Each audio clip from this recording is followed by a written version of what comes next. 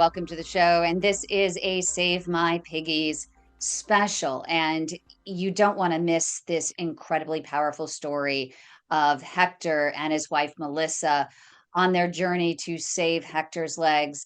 We also have Hector's amazing limb salvage podiatrist, Dr. Amy Bodart, all from El Paso, Texas, a part of the Limb Savers Society over there in that area of Texas. We're going to get to that story in a moment, but first I want to welcome my amazing co-host and the creator of the Save My Piggies series, Dr. John Phillips.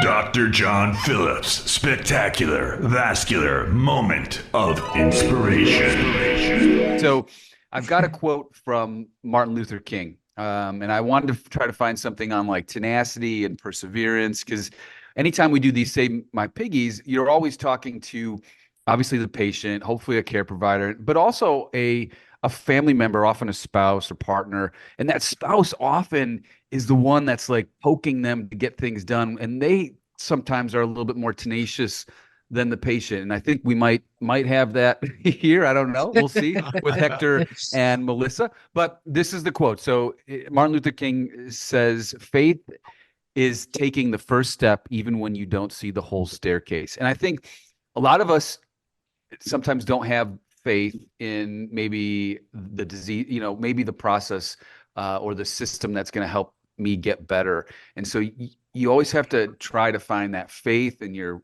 care team, whoever your spouse, and again, maybe God too, and hope that things go well. But you got to take the first step in order to, they say a journey of 1,000 miles begins with the first step. So Martin Luther King, just looking forward to a good conversation today. And coming up right here on the Heart of Innovation, we're going to hear about Hector's first step to limb salvage, right, Hector? So stay with us. Ma'am. Don't go away. Right here on KDOW. How many procedures are you willing to go through? Is it worth going through that many, or would you rather just step That's funny. Was it worth it? Oh yeah, I have my leg, man. Amputation should absolutely, positively, 100% never be a first-line treatment. What an incredible operation, what an incredible lab you have here. Without a doubt, we're underdiagnosing peripheral arterial disease. It has not gotten the attention that it should, because it is a killing disease, it is a disabling disease, and most importantly, it's a disease that we now have great treatments for. Okay, let's go to the next one. They were going to amputate it, and I needed to consult with my family. Did I want it off here or here? You're just shocked. It's scary. I don't even know how to explain it. You're 42 years old. We're waiting till people are at the end of the spectrum and almost beyond hope. There is good care available here. Closed minds are what we have to get rid of. Hey, everybody, welcome back. We are Save My Piggies. Let's get right into it. So we have Hector and Melissa and their wound care specialists, Dr. Amy Bodart. So Hector, tell us, thanks first and foremost, thanks for joining us. Tell us a little bit about how you first started to, I guess, realize that there was something wrong with the blood flow in your legs. It started when I started dialysis. I'm a dialysis patient, so it started with that. I would go to the dialysis center, and I got my legs were going numb. My feet were going numb, not my legs, my feet. And then while I was in dialysis, one day I hit the machine that for dialysis with my toe, and I got a little cut, and it just I didn't pay. Man. You think that nothing's going to happen and that you're going to be fine. And, give me a little bit of down here in El Paso, it's a big Hispanic, community. So, they would tell me, put this on, put that on, it'll go away, don't worry about it. Get this hierba, which is like a medicinal plant or something, and put that on and do this. And I just didn't pay attention to it. And then I started showing my wife, And then she's the one that started telling me, go to the doctor. But of course, I was like, no, I'm not going. I'm not going. At that moment, I didn't like doctors. I mean, I love my doctors now, but I just did. I would get very anxious and I would get very nervous to go see a doctor. And why is that? So, Did you have an experience, or what kind of goes through your mind in saying, I know there's something wrong with me. I know I should go, because if I go sooner rather than later, it's more likely that they have a treatment for me. But if I wait, but yet you don't go. And what's going through well, your mind? well, I first became diabetic when I was 18 years old.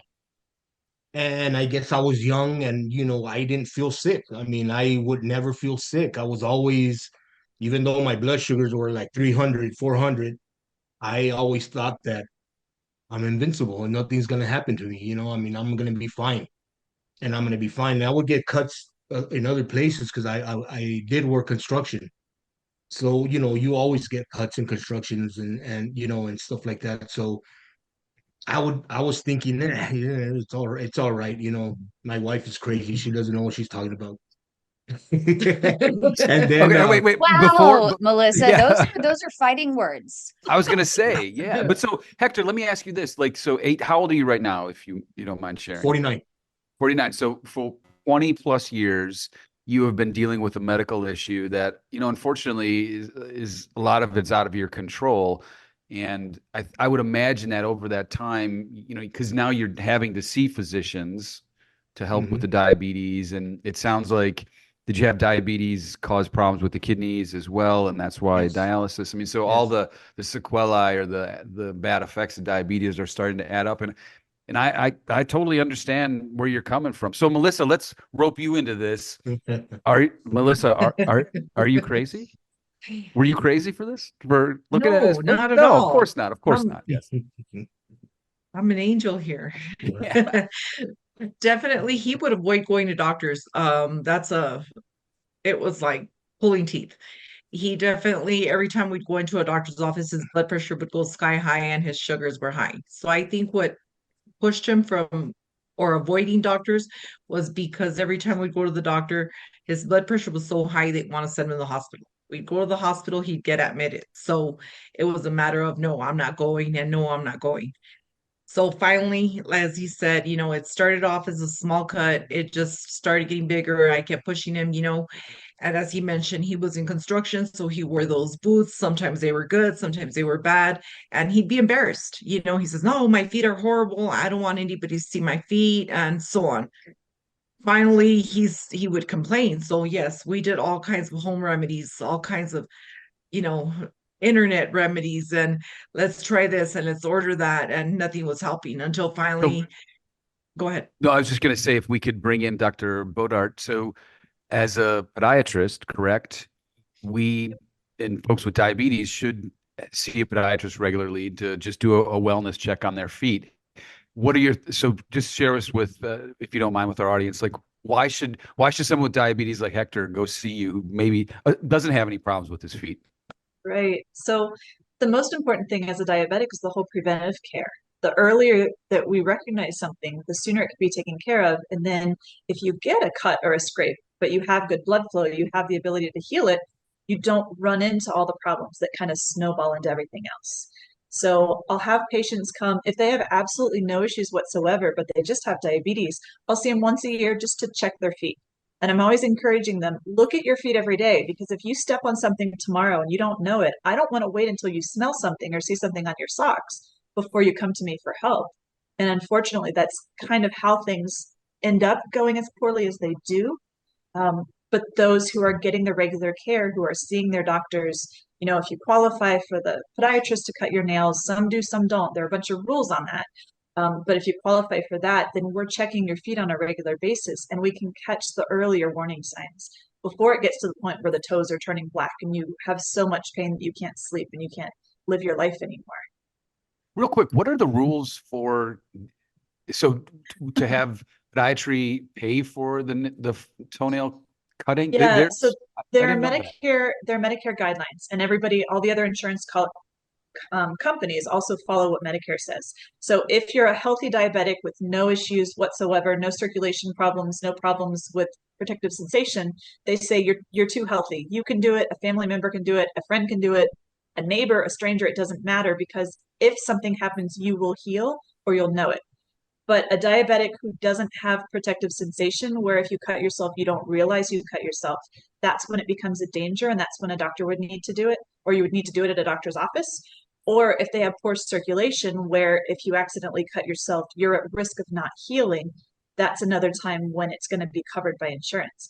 But there are criteria that if you go to see a podiatrist, we're checking pulses, we're checking hair growth, we're checking temperature. There's like a list of criteria that we go through to see if you qualify or if you don't qualify for us to trim your nails. This is really helpful information. We should go to break, I think, even though we have a little extra time here, because I have some deep dive questions, and I'm sure Dr. Phillips does as well. We want to get more into the story. So stay with us right here on KDOW and don't go away. Your type of condition is called critical limb ischemia. It's the most advanced form of P.A.D. or peripheral arterial disease. Every 4 minutes, there is an amputation in this country due to P.A.D. and diabetes. We also know that 85% of these amputations are preventable with early intervention. It's a flip of the coin. Patient prognosis is tied to whether or not they are referred to a true expert in the management of peripheral arterial disease. Do you know if your physician is an experienced CLI operator? When you're in the hospital dealing with doctors and stuff, you figure they know what they're talking about. The skill level varies doctor from doctor and hospital to hospital. Patients with limb threat are in constant fear. The depression that someone experiences after they lose a limb is equivalent to those of losing their spouse of 40 years. I was stuck in a wheelchair close to 2 years, and my husband had to quit work. I didn't know what to do at this point, because we had had nothing but infections and hospital stays and infections and hospital stays. And they took one toe, another toe, and then it was another toe, and then half his foot before he was even diagnosed with P.A.D. And all I heard was, "What are we doing here? Just cut it off." And I pulled the curtain back like, "Are you kidding me? Do you really want to go through all that?" That's crazy. That's insane. The protocol is to send them to amputation. Always, always, always get multiple opinions. We do have options. We need to listen more to our patients. If you're going to chop off their leg anyway, why not just let someone else try? This is the progression. First comes the wounds, and then comes an amputation. And I wasn't going to accept that. So that's what it's like to try to save a leg.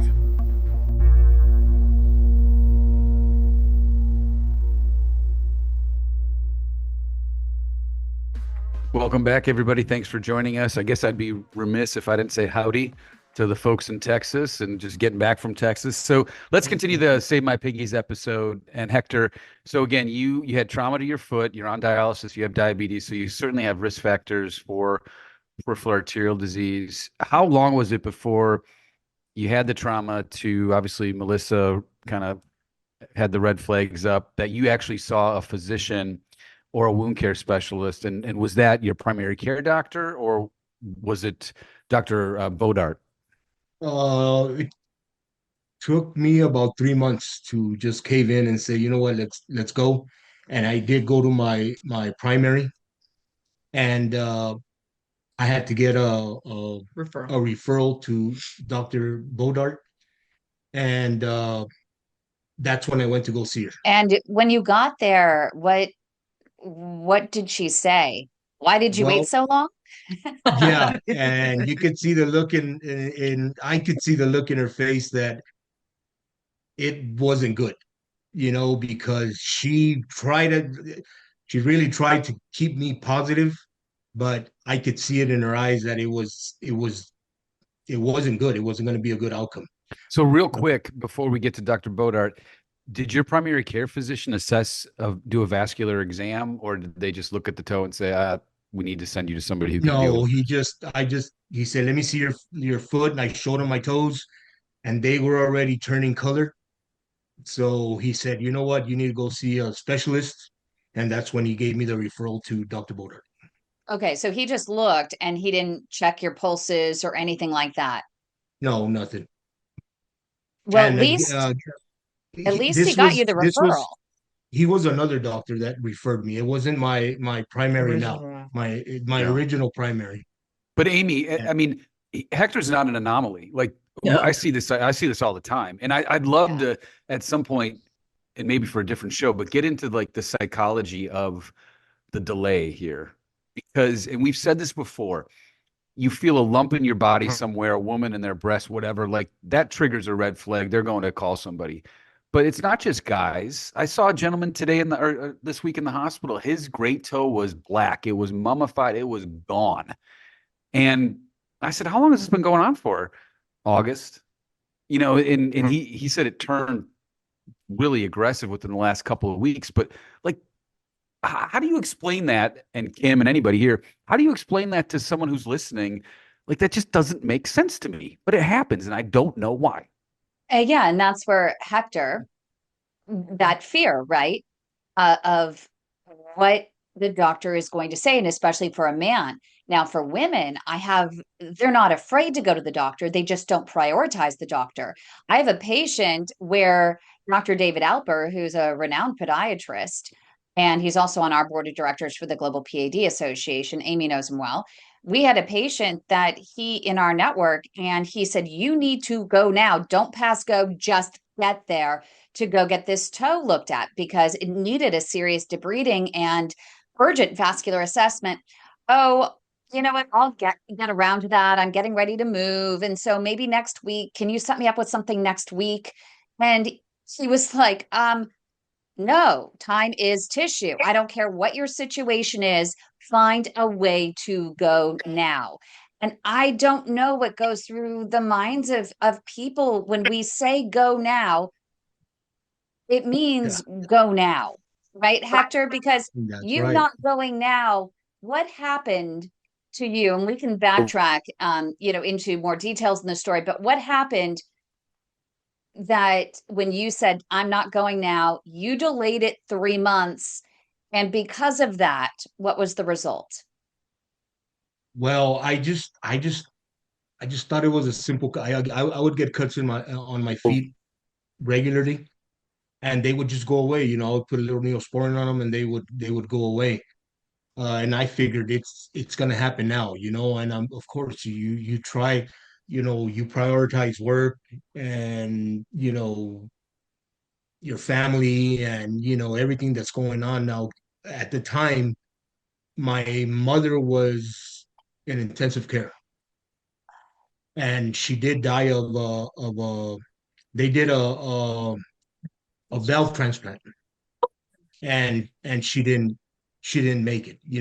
So at the time, that was my priority too.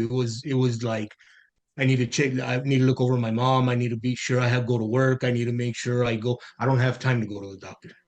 Like you said, I just, I was like, it's all right, it's all right, it's all right. And you just keep on putting it back because you think it's not as important as everything else that you're dealing with. Yeah, that's true. And so it resulted, though, in an amputation. Hmm. I had all my toes on my right foot taken off. So, And Amy, you assessed it and said, regardless of blood flow, these toes are not viable. No, actually, Dr. Bodart was awesome. She right away sent me to my cardiologist, Dr. Raja, and Dr. Raja did do multiple tests, and he did two procedures. I don't remember. I'm not really good with terminology with the doctors, so he did two different procedures before Dr. Boulder said, "Look, you know what? It's time. There's nothing we can do." so, Dr. Amy, uh, you looked at this foot. You said, "Whoa! Before any sort of amputation, this is not acute right now. I'm not going to touch it until we make sure whether or not there is adequate blood flow to make sure to heal those wounds." Correct. Because if you start with just a small wound on a toe and then I do a toe amputation and he doesn't have blood flow, I created a wound that's further back on his foot now. So I can create a bigger problem if we don't address the largest issue first. And fortunately, there wasn't a life-threatening infection at that time, so we had a little bit of time, but it's really important for us as providers and physicians to stress to the patients how important it is to get to that other doctor now, like as quickly as possible. And it's nice because I'm texting the other doctors and saying, hey, I've got this patient, I'm sending him to you. We'll send his information. So they have his phone number. They can call him and say, hey, where are you? Get over here. And we have that connection that we've built. It took some time, but now we have the people and we know who to call on in these cases. That is such amazing advice. I think that's so important for people to hear. And I love that you ended that answer with stating that since we assessed there wasn't a life-threatening infection, we could actually go in and have a little bit of time.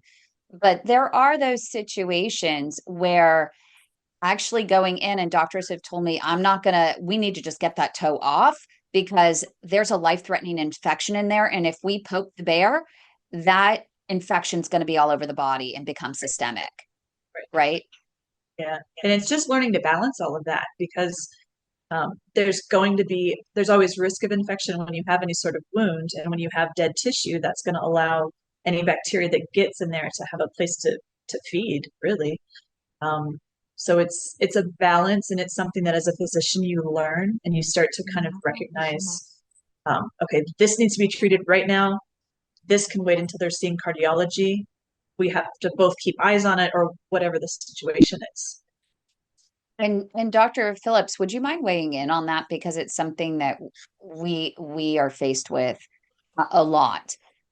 When you say, oh my gosh, I am not going to revascularize right now. We just need this limb off because if I touch this and I start getting blood flow, that infection is going to be everywhere.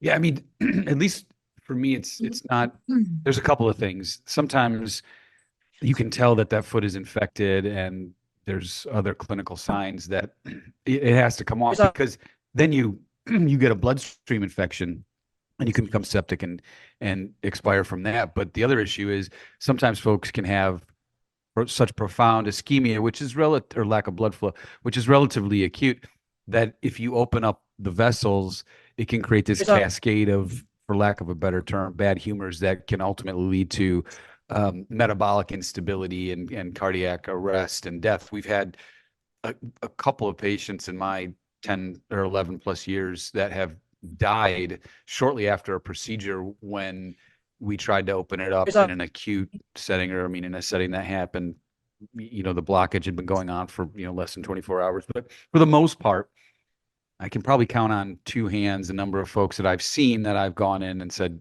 you know what, they need the amputation. They're sick. But to Amy's point, a lot of times we can revascularize these folks. And obviously we'll talk about this on the air, but you kind of have to mitigate the amputation. Sounds like Hector's foot was in jeopardy and probably the leg too. And hopefully the interventions that were done helped limit the amount of tissue loss and allowed it to just stop at the transmetatarsal. I'm assuming that's what it was, as opposed to the major amputation, which is below the knee or above the knee. And coming up right here on The Heart of Innovation, we'll have more of Hector's story. So stay with us. I think we should hear from Melissa and her perspective as well. Yes. So don't go away. To this episode of Save My Piggies. So Amy, I wanted to ask you, you knew that his toes were in jeopardy, possibly the leg. You also, based on your assessment, knew that he had peripheral arterial disease and the most serious form of it. You mentioned that you have a pretty good network of interventionalists or surgeons or whomever that you can work with. Can you just share with the audience a little bit? Because there's a lot of times you can put a referral in, but that patient may not see the proceduralist for a month or two. And it's so important to have that direct communication. And as it stands, texting is what I use, and you might use that as well. But it just explain to us like how important it is to find maybe just one interventionalist that you can, really rely on and trust that will help you and get that patient back to you too. Because sometimes they'll send them to their buddy as well. Yeah, yeah. So I guess as you're in a community, you just kind of start to get to know the other physicians, the other specialists in their areas, and get to know who you can trust, who's good at their area.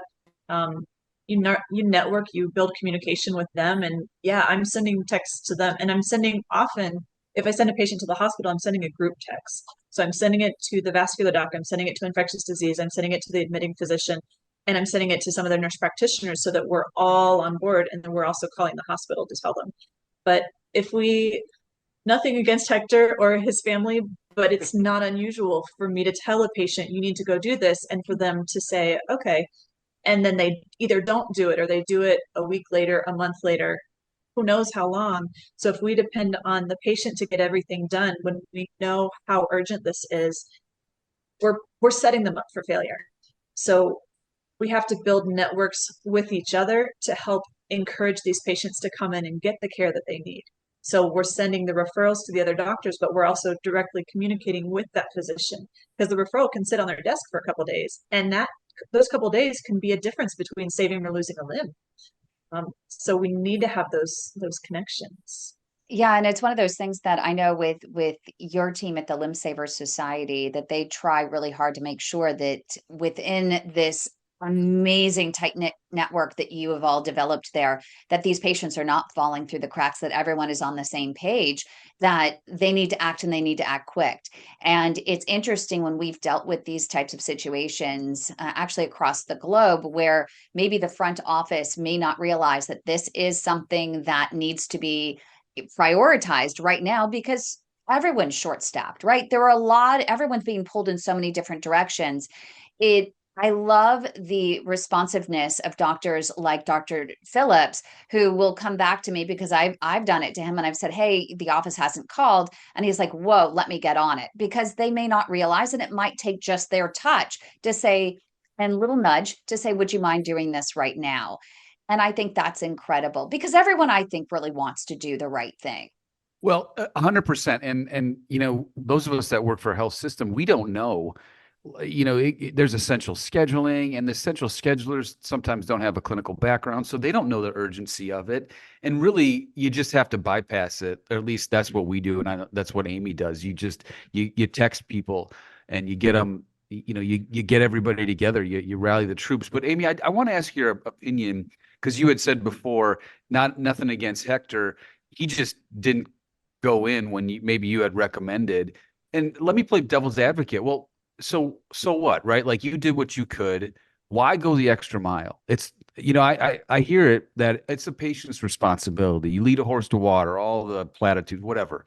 So why go the extra mile? And then the follow-up question I have is, we have failed the patients early on if they don't understand how horrible this disease is.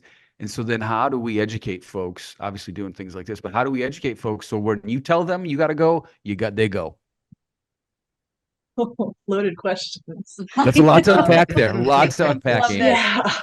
It was good. It was good. I need you to break that down a little bit more. Ask the first question. So the first question. My first question is actually the one that I really want to get into, is a devil's advocate one, right? So you took it upon, like, Hector didn't follow up, right, Hector, or whatever it was. Yes. You did what you could. Why go that extra mile? Because I know the impact that it has on that patient in their lives, to the extent that they may not realize. And it's really about caring for the person and the patient, and not just looking at the condition, not just looking at their foot, but being able to see what the future could hold depending on which direction they go right now. So I want to do everything in my power to help them take that step. I can't drive them to the clinic. I can't force them to say yes, to pick up the phone, to answer, and to be there. But I can do everything in my power to help him as much as I can, knowing what could happen if he does and what could happen if he doesn't. And coming up right here on the Heart of Innovation, we will have more with Hector, Melissa, and Dr. Amy. So don't go away. You don't want to miss a moment of this story. I say this frequently to my patients. There are three main reasons why people have leg pain. There's circulation issues, which is a plumbing problem. There's muscle and bone problems, which is more of your carpentry, construction problems. And then there's nerve problems like neuropathy and stuff, and that's your electrical problems. And you can have all of the above. You can have arthritis in your joints, and you can have sciatica, and you can have, clogged arteries. And so they're not mutually exclusive. And so a lot of times you got to talk to the patients, ask them what their symptoms are caused by, what reproduces them, what makes them feel better. A lot of times you can make a diagnosis just talking to the patients. And sometimes patients have multiple causes. You can have sciatica pain and you can have P.A.D. And I can put a stent in your leg and it may make it feel a little bit better, but you need to have your back operated on to make it feel better as well. So there's a lot of overlap in symptoms sometimes. That's where it becomes a little difficult unless you really sit down and spend a lot of time talking to the patients, say what makes it better, what makes it worse. And then you can use some testing to kind of confirm that. But it's not always a straightforward question and a straightforward answer. And so definitely see patients that, they've had their hip replaced and they still have pain, and you put a stent on them, they say, oh, my pain's gone. That doesn't mean they didn't have arthritis, they didn't need to have their hip replaced, but they might have had two problems going on at the same time. Welcome back, everybody. For those of you watching on our YouTube channel, Hector and Melissa are wearing Dodgers jerseys, and we are rounding third on this show. Before we slide home, I think we do need to give a shout out to Melissa. And Melissa, you certainly were his angel and obviously his care advocate. So tell us a little bit about your struggles. And, obviously he lost some piggies, but we saved the leg. How are you feeling about this? Where is his care going? And just some final thoughts. Well, he lost his piggies because the tow truck took him. The tow truck. Got it. All right. With that said, it's been a difficult journey. It's been difficult, but we've gone there. We've jumped around. We've had great doctors work with us, and he's getting better. It's taken a little longer than we've expected, but it's diabetes, high blood pressure, and all, but it's all under control. After a very long time, everything's under control, and he's doing a lot better. We follow up, we make sure to follow up. We have calendars, we have, we're contacting doctors. Any questions we have, we no longer hold back. Any questions, he may still hold back a little, but I don't. And even if I don't make it to the doctor's appointments, I'm calling the office and I'm speaking to the assistants, the nurses, even at times the doctors. So it's just a matter of, you may be your spouse, your significant other, family member may be a little stubborn and all, but you need to keep pushing. You need to keep pushing and even step over them if you need to, and it's for their own good. And from both of you, are any tips for other, spouses or partners or whomever, family members, in getting through that stubbornness? And I say, stubbornness with the kindest heart and intention. And so much love. Exactly. Yes. It's just a matter of, you can explain and tell them everything that can and will happen, and they still won't. It still won't get through them, until they're actually going through it. And even then, it's a lot of anger, it can even get to depression, but it's a matter of that you will get better. And this will help. Yeah, I think for me the best thing is her. She scheduled all my appointments. All of a sudden she came to me and said, we're going to a podiatrist. Like I said, I wasn't very knowledgeable about doctors, so I looked there and I said, what am I going to a kid doctor for? I thought she said pediatrician. And I was like, what am I, I don't need. And then she's like, no, it's for your foot. And she's the one that pushed me to do it. And now I'm glad that she did. I did lose my toes, but after that, it's been, I don't miss any appointments. Good for you. I wouldn't be here if it wasn't for her. And I say they're my two special women in my life right now is Dr. Bodart and Melissa, because first of all, Dr. Bodart made me realize some bad habits that I had to quit, like smoking and vaping and eating better than what I was. It was amazing the way Dr. Bodart explained it to me with Melissa backing her up. It was like an eye opener. So after that, I I'm not very into public speaking. I really ain't. But because of everything they did, I volunteered to talk. I don't mind, somebody texting me, calling me, or emailing me, or asking, questions, because I will try my best to lead them. Like I was telling you earlier, the other day I went to my pain management, and there was a lady there, and her whole foot was black, and I was like, and I turned around and I said, in Spanish, I asked her, ma'am, what's going on? I mean, how come you haven't gone to a doctor? And she said, it doesn't matter, whatever. And I sat there and I talked to her for a good 10 minutes. And hopefully I made her understand that she needed to go see a doctor. But So that's let me another ask. situation, Dr. Phillips, exactly what you were saying. No, That why? Well, why? I But don't then understand either.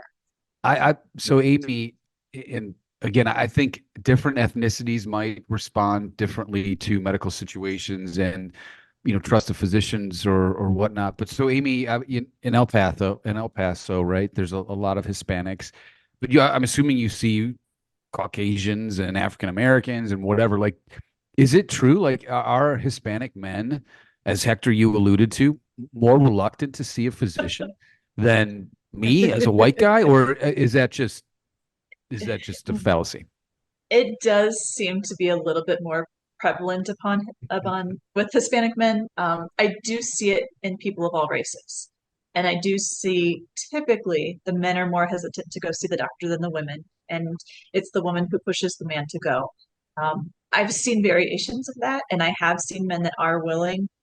The In a way, the blessing that we have in El Paso is, in general, the Latino culture tends to respect physicians almost too much sometimes, because they will take me at my word. And if I tell someone they need to have something cut off, a lot of them will say, oh, okay. And they'll just go for it and not ask any questions and not go for another opinion and not advocate for themselves, because they don't know. They see the doctor almost as a god. So it's important to educate my patients, not only in my field, but to ask questions of their other physicians and to make sure they're getting the best care. And the challenge in the medical field is that we have so little time to spend with each patient. And I'm always going over, and my patients are always waiting, because I will take the time that each patient needs. But all my patients understand that.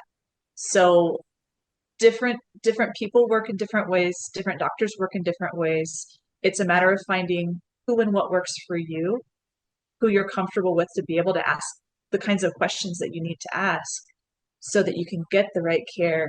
And going to another doctor, I'll encourage my patients, ask somebody else. I'm not the final word, but it's just getting that education out there. That's such a good point, that most of our doctors that we've dealt with, I haven't met one in our network that will ever tell a patient, don't get another opinion. It actually, like, you know what, before any procedure, I want to learn if someone has a different option. I mean, you never know if a fellow doctor might be participating in a study for a product that you didn't even know existed at that point. You can't know about all of these different things, and the way trials work is there's only a select few, and different doctors are chosen for different things, and you just might not know. So maybe someone across town might be experimenting with some new fish skin, right? and you just might not know it. You may go, oh, shoot, why don't I have that? Why am I not part of this? But isn't it great to know? And so if a patient goes and gets another opinion, finds out about this, and then at that point, they can make a well-informed decision and they can come back to you and say, hey, this doctor had this fish skin. We tried it. It worked. And you're going to go, thank goodness I did not have to take your toes because of it. You're going to be excited. Now, with that being said, I have to say, and I think I said this, Dr. John, I don't remember if I said this in an actual show or I said it to you offline, but we did have a patient just, I think it was last week, where the doctor did want to take her entire leg. She didn't even have a wound. She was lifestyle limiting, in terms of her claudication. That doesn't mean take the leg. Told her stents wouldn't work. The only durable option is just taking the whole leg. She found us. We got her a second opinion. The second opinion doctor said, well, I can open it up. It's not going to be durable. But what it will do is give you just a little bit more blood flow that if you walk, and you promise to walk, to start building those natural bypasses, I will go ahead and I will open you up, and I need to place a couple of stents because you have this long calcified occlusion and it may need some stents to keep it open a little bit longer.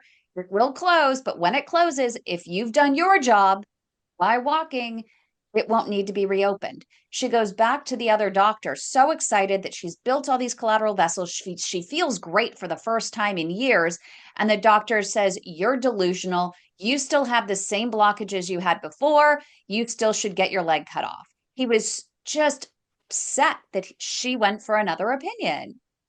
Yeah, I mean, I'll just share this with you. So, in just I guess the reason I'm sharing this is because it just kind of goes to the mentality that some physicians might have, or any professional for that matter. I mean, I guess I I swim in the pool of physicians. But when I was at that meeting for reflow, I pulled the audience and I just asked them, like, how many times when you go to a physician or call on a physician, are you like basically afraid are you afraid to speak up during a case or say something, meaning you might get reprimanded or the doctor does not want to hear what you have to say? And the majority of people, they raise their hand, which just leads me to believe like a lot of us have egos and, a lot, I know physicians that don't like it when their patients get a second opinion, but I've said this 100 times. I encourage people to get second opinions from me.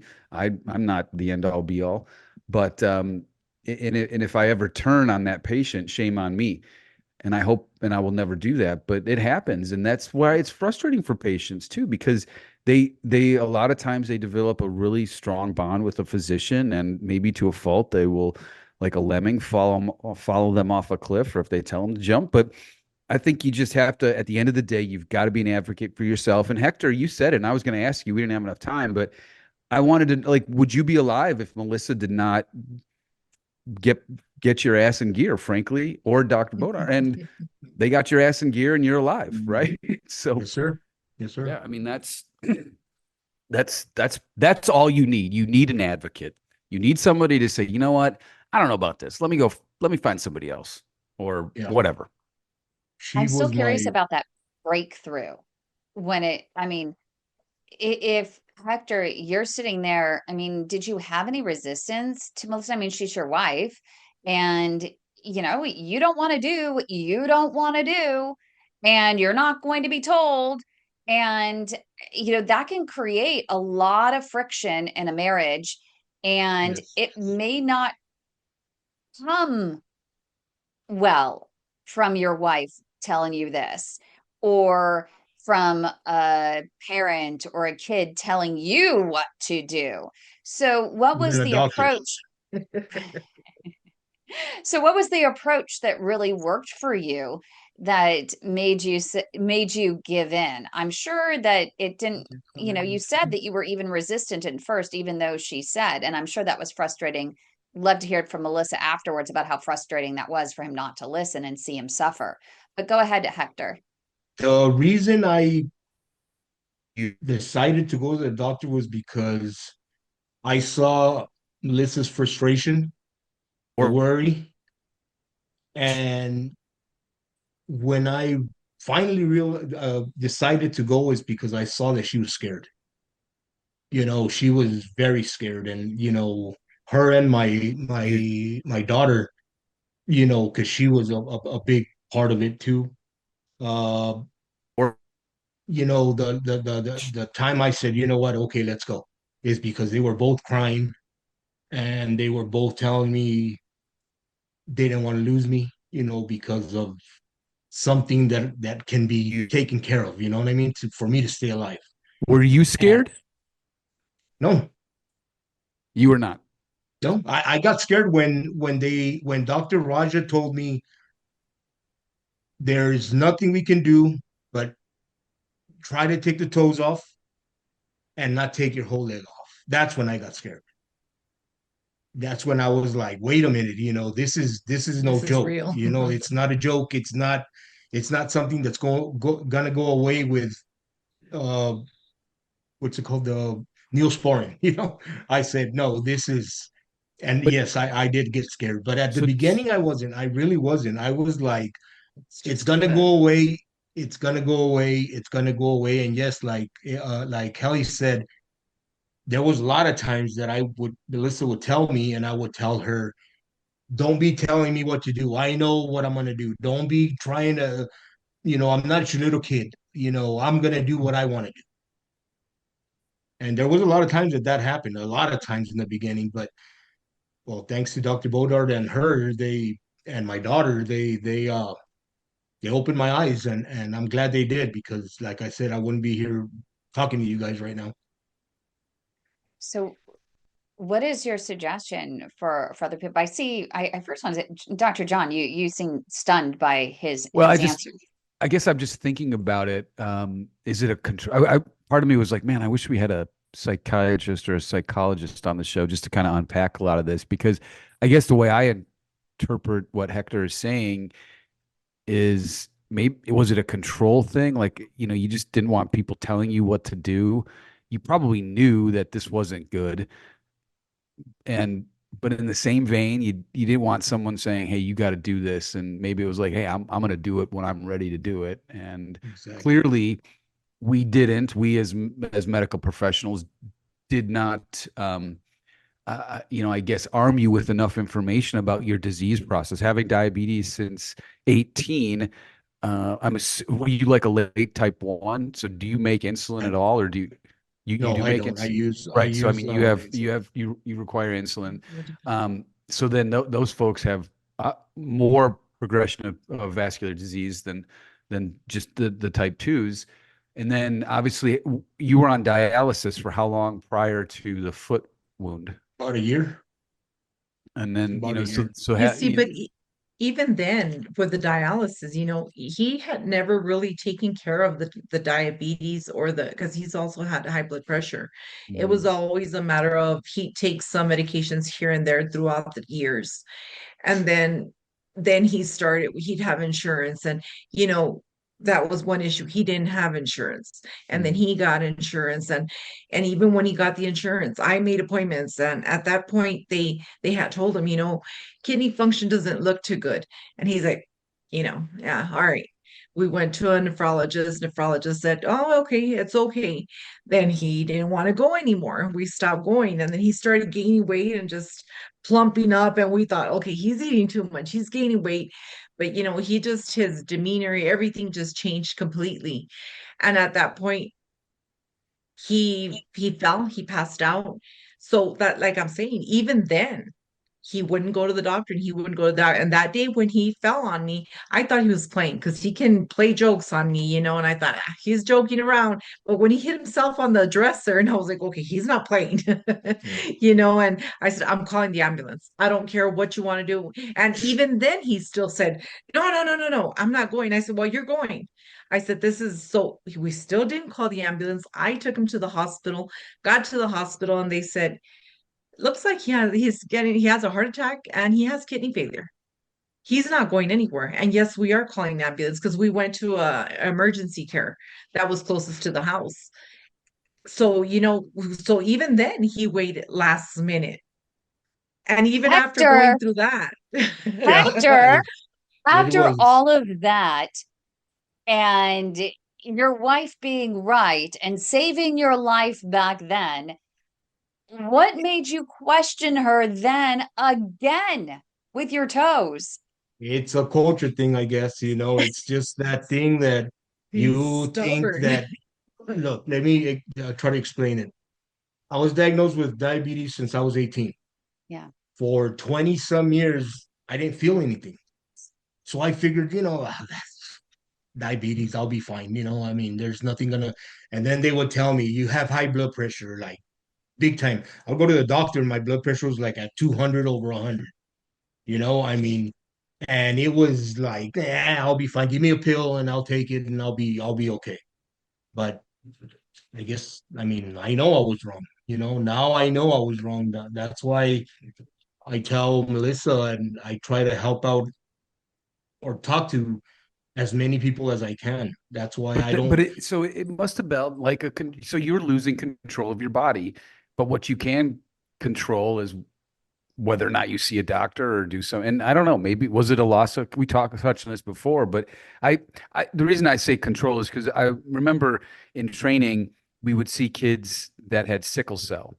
So they would be in the hospital pretty regularly with this crises, and you had to kind of help them through the crises with pain management. And like they were losing these kids, teenagers, African American for the most part, because it's a genetic thing, they're losing control. And you would see them, they would act out at school. I would hear, I love tattoos, but they would get tattoos, piercings. And I think that was their way of enacting some control on their body when the rest of the infrastructure, so to speak, was falling apart. And I've seen this with patients as well. Like they can control what they can control, they want to control. And I'm not blaming you, Hector. I'm just saying, like, I've seen this before. No, exactly. That's exactly right, Dr. I was like, if I'm gonna control something, I'm gonna control myself. I mean, not like my mind, and I'm gonna get through this, and I'm gonna get through this, and I'm gonna get there, and I never did. I mean, it's kind of hard to. I was raised in a very Mexican family upbringing. It was like both my parents are from Mexico. Both my parents have had. My mom had diabetes. My dad had diabetes. My dad had quadruple bypass. My mom had her valves exchanged, or I don't know what it is that they did. Uh, my dad is still alive, but he keeps on drinking and smoking and eating whatever he wants. And after my mom passed, and I'll be, I mean, I don't want to sound like a, oh, this guy just because of his mom, but it's true. Because of my mom, I said, wait a minute, I don't want to die that young. My mom was 65 when she passed, and I was like, I thank God that I'm my arteries and everything are good. They doctor said I get an EKG every what, 6 months? Yeah. 6 or to a year. And he always tells me that everything is good. I mean, that's one thing that I'm glad for, but it was just a matter of me being stubborn. There's no other answer that I can give you. I was But just a also a stubborn lack man. of education, right? Yes, ma'am. They didn't Well, talk no, about it.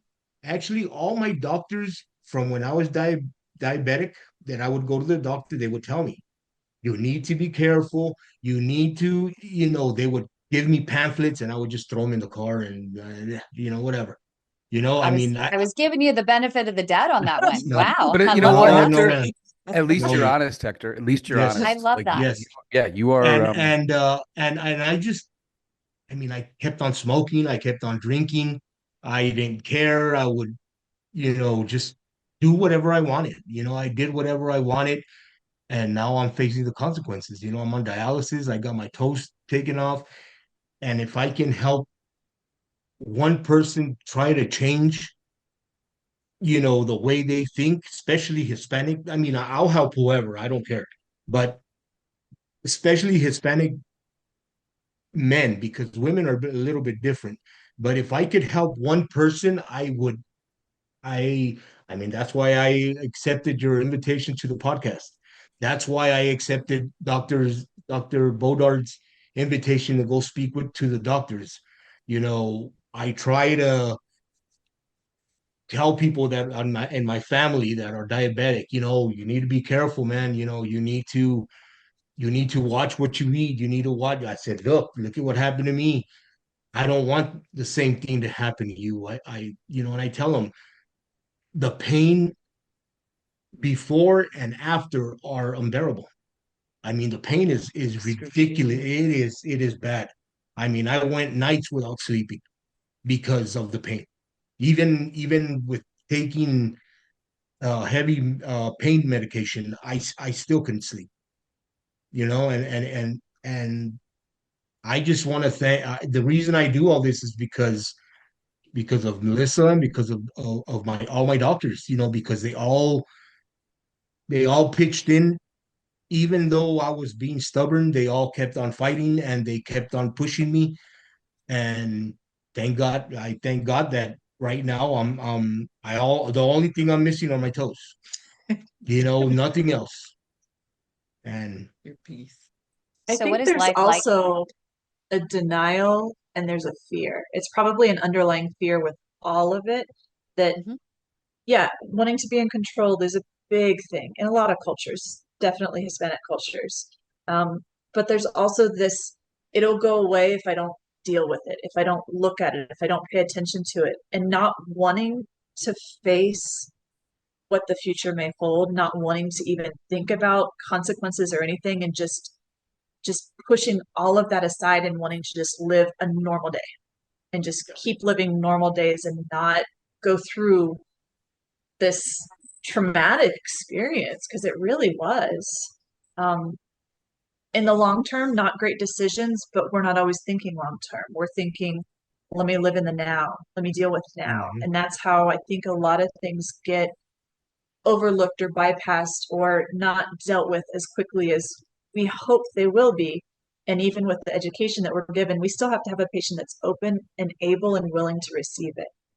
And that was something that Hector came around. It took a while, but he really came around. And I was so proud of him for the ways that he's changed his life and every step that he's taken.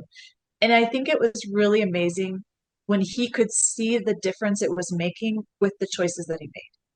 When the sugar was more controlled, when he was not smoking or smoking less and less and less, and then his wound started to really heal. And it was that light bulb moment that made a huge difference. And I also remember those days in the hospital where he was in such excruciating pain. And I'm just trying to evaluate his toes and I'm hurting him. And I know that I am. And I'm balancing, okay, what do I need to do as a doctor? But how can I do it in a way that's compassionate and not causing more harm, but still allowing me to get the information that I need?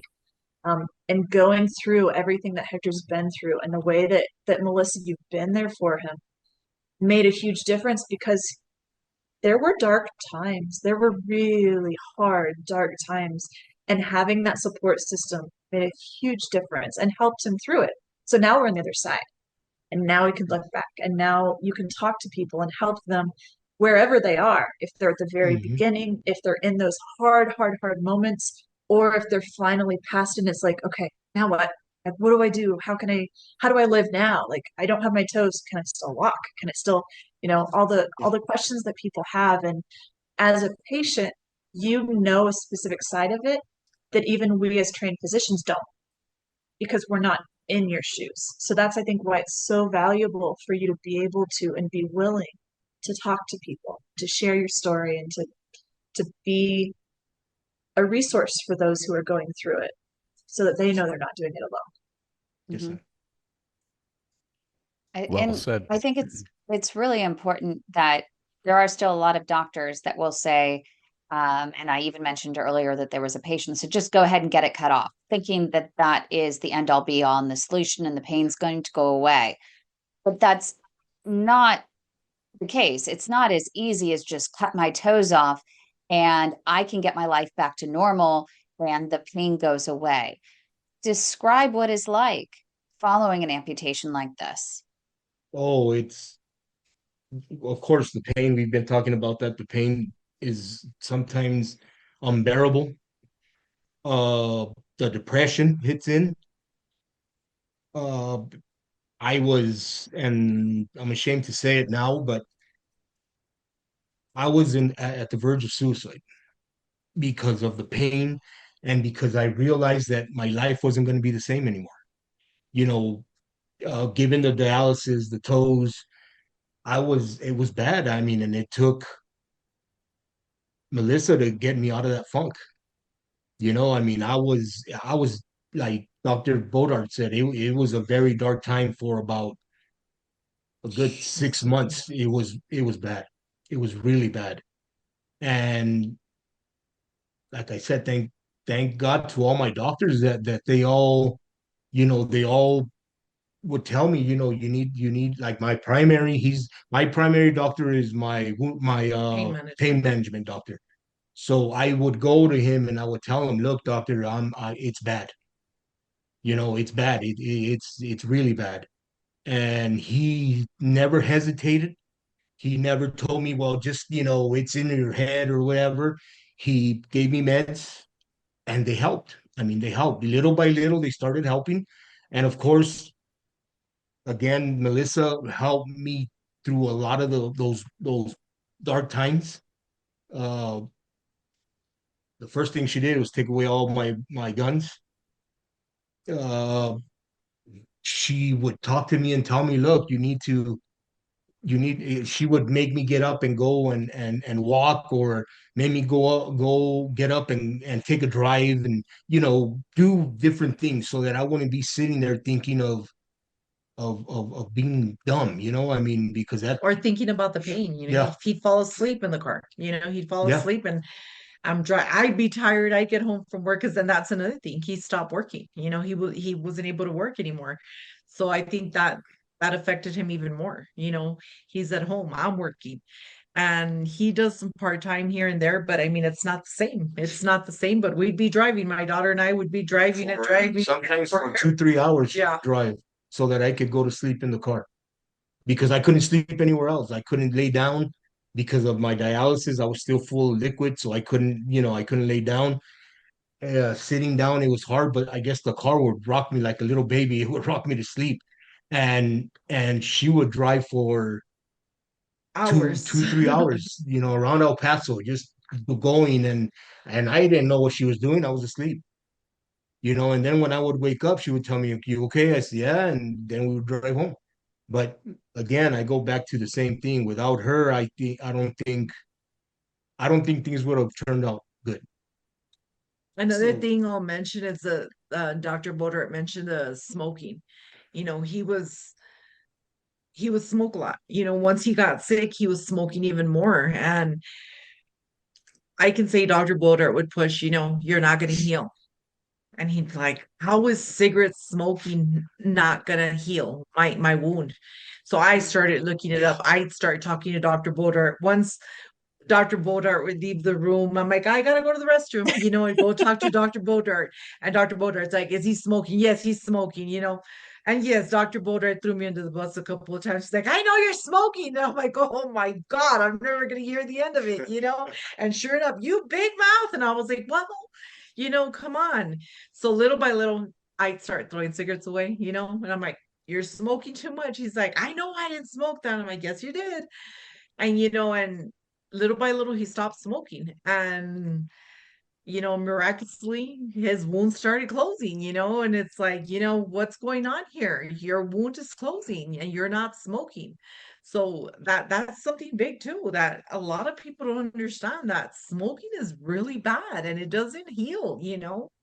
But they don't I mean, understand the mechanism of action. And the way I describe it, and of course, Dr. Amy and Dr. John, if you don't like the way I'm saying it, please weigh in and weigh in anyway. But the way I tell people is that the oxygen can't get on the school bus when the chemicals are on the school bus. They're like big bad bullies, like get off the school bus.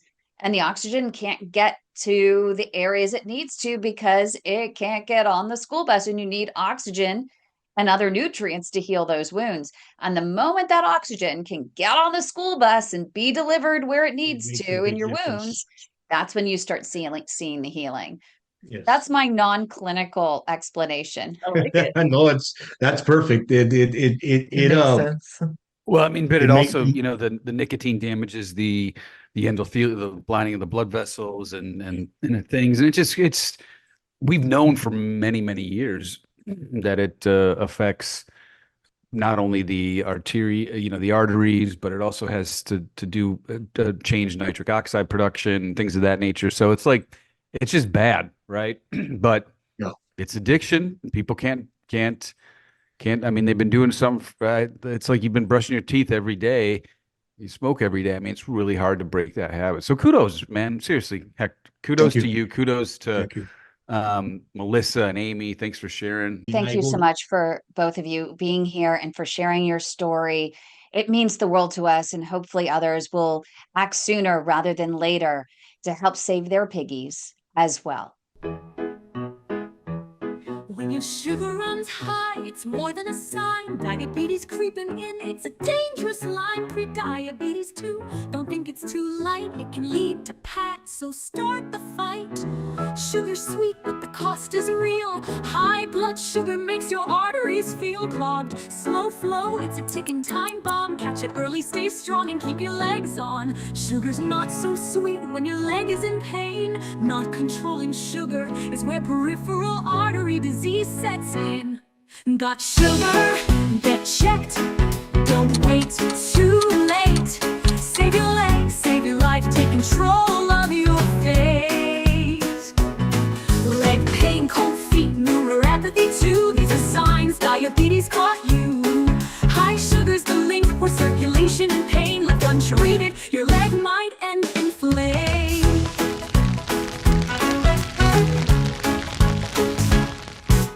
Sugar in your blood, it's time to beware. Diabetes and P.A.D, they're a deadly affair. Don't ignore the signs, don't let it slide. Get tested, save your legs and your pride. Sugar's not so sweet when your leg is in pain. Not controlling sugar is where peripheral artery disease sets in. Got sugar? Get checked. Don't wait too late. Save your legs, save your life, take control